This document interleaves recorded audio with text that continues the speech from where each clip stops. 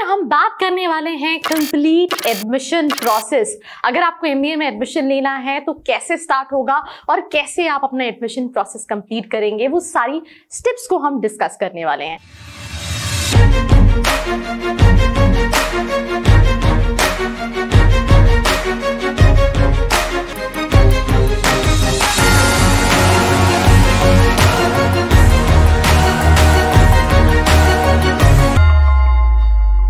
So hi, my name is Arshi Khan and you're watching MBA with Arshi Khan. So जैसे कि आपने thumbnail देखा, इस video में हम बात करने वाले हैं that how to take admission।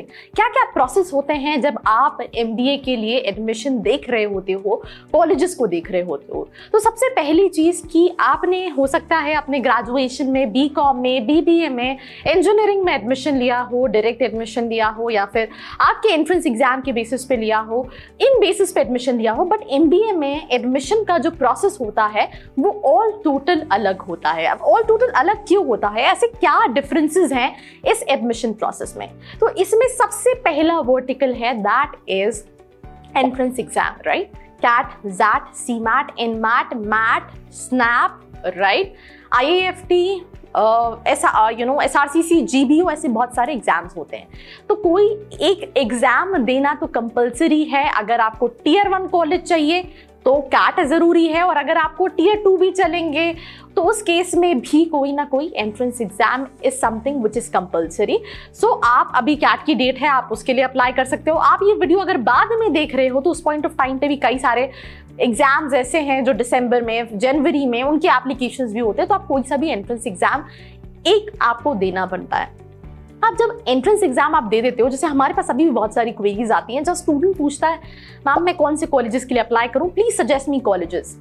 तो हम थोड़ी से ब्लैंक नहीं, थोड़े ज्यादा ब्लैंक हो जाते हैं। क्योंकि राइट, क्यों ज्यादा ब्लैंक हो जाते हैं? क्योंकि यहाँ पे एडमिशन जो मिलता है वो आपके एंट्रेंस के स्कोर के बेसिस पे मिलता है कि आपका 70 परसेंटाइल है, आपका 80 परसेंटाइल है, आपका 90 परसेंटाइल है, या फिर आपका कितना परसेंटाइल है। उसी के बेसिस पे आपको कॉलेजेस के एप्लीकेशन फिल करने पड़ते हैं। Let me tell you a very important information. जैसे कि अगर हम कैट की बात करें तो कई सारे कॉलेजेस जैसे IIMs तो जो हैं वो तो सारे कैट के फॉर्म के साथ खुद ही उनके एप्लीकेशंस फिल हो जाते हैं। बट अदर देन IIM जैसे SP जैन हो गया, FMS हो गया, राइट, ऐसे बहुत सारे कॉलेजेस हैं जिनके एप्लीकेशन आपको कैट से पहले फिल करने पड़ते हैं। तो ऐसे में मैं फिर कैसे पता करूं कि यार मेरा क्या स्कोर रहेगा, और एप्लीकेशंस बाद में पहले ही क्लोज हो जाते हैं। तो उस केस में सिंपल सी चीज़ है, स्टूडेंट अगर किसी भी एंट्रेंस एग्जाम को प्रिपेयर कर रहे हैं तो आपको ये पता होना चाहिए कि वो एंट्रेंस कौन कौन से कॉलेजेस एक्सेप्ट करते हैं, राइट? और मैं मॉक्स दे रहा हूँ तो मैं मॉक्स, लेट्स से मेरा कोई एग्जाम है, जैसे मैं कैट की बात करूँ, मेरा कैट नवंबर में है, तो नवंबर के फर्स्ट वीक में मैं मॉक्स में कितना स्कोर कर रहा हूँ उसके हिसाब से मुझे एप्लीकेशन फिल करने चाहिए। क्योंकि जैसे अगर हम FMS की बात करें थे, SP जैन की बात कर रहे थे, तो इनकी मोस्ट प्रोबेबली जो लास्ट डेट होती है वो 27 या एक दिन पहले या 2 दिन पहले एग्जाम की कहीं ना कहीं होती है। तो इस बेसिस पे आप कॉलेजेस के एप्लीकेशन भी भर सकते हो।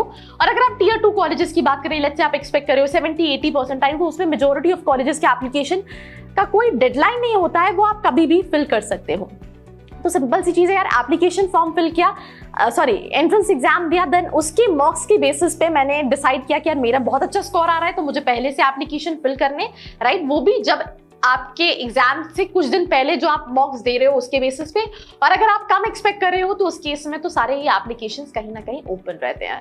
जब आपने एप्लीकेशन फिल कर दिया तो कई सारे कॉलेजेस से हो सकता है कॉल ही ना आए। आपको एप्लीकेशन फिल करते टाइम अपना वर्क एक्सपीरियंस, अपना एकेडमिक्स, अपना जो भी एक्स्ट्रा करिकुलर है वो आपको डालना पड़ता है। कुछ कॉलेजेस एंट्रेंस एग्जाम के बेसिस पे कॉल देते हैं, कुछ colleges even profile based call देते हैं। बट दोनों ही कंडीशन में आपका 10th, आपका 12th, आपका ग्रेजुएशन का परसेंटेज मैटर करता है।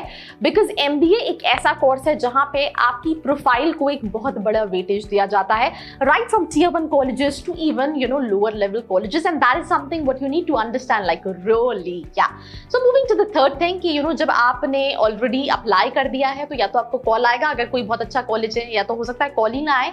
और जब कॉल आता है देन उन कॉलेज का प्रोसेस होता है GD का, या फिर PI का, GDPI का, या वेट ऑफ PI का, या ऐसे राइटिंग और PI का। तो ऐसे बहुत सारे उनके असेसमेंट रहते हैं जिसको आप फर्दर प्रोसीड करते हो, एंड देन आपको एडमिशन मिलता है।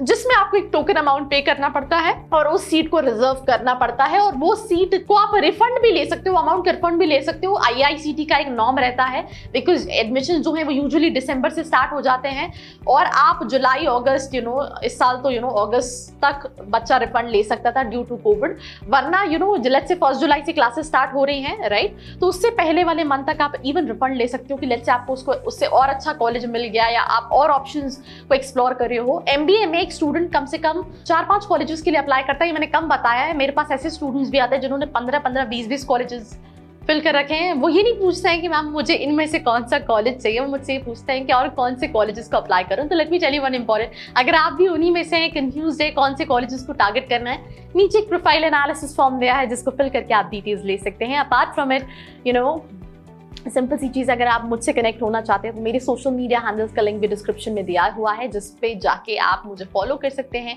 या फिर अगर आपकी कोई क्वेरीज हैं तो मैं लाइव भी आती हूँ वहाँ पे। सो यहाँ पे मैंने बात की एंट्रेंस एग्जाम की, यहाँ पे मैंने बात की एप्लीकेशन फॉर्म की, यहाँ पे मैंने बात की वैट और PI की, और यहाँ पे मैंने बात की फाइनल सिलेक्शन की, राइट। ये 4 प्रोसेस है, बट इन 4 प्रोसेस में आपका अगर एक्सपीरियंस है, आपके पास जेंडर डाइवर्सिटी है, आपका ग्रेजुएशन में आपने क्या किया है, आपके 10-12 ग्रेजुएशन का परसेंटेज, ये सारी चीज़ें बहुत इंपॉर्टेंट रोल प्ले करती हैं और उसी के बेसिस पे एडमिशन होता है। So this was a small informative video because बहुत सारी क्वेरीज थी, that is the reason I thought of creating this. So I hope आपको ये वीडियो अच्छा लगा है। If yes, hit the like button, share it with your friends, and for more such video like this keep watching my channel. I hope you like this video. For more such videos, keep watching our channel. And do not forget to like, share and subscribe.